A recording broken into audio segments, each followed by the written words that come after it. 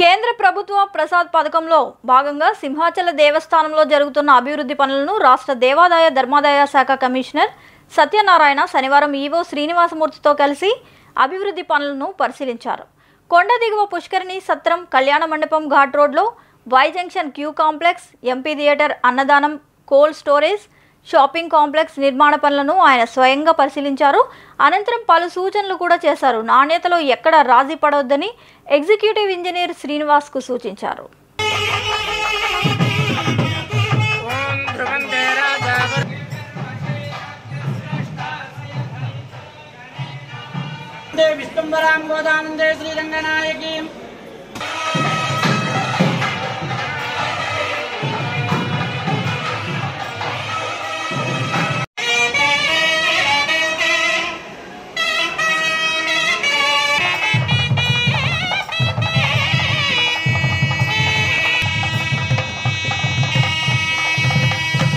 నిరంతర వార్తా శ్రవంతి కొరకు వీక్షిస్తూనే ఉండండి. మేము VST news. Please like, share and subscribe.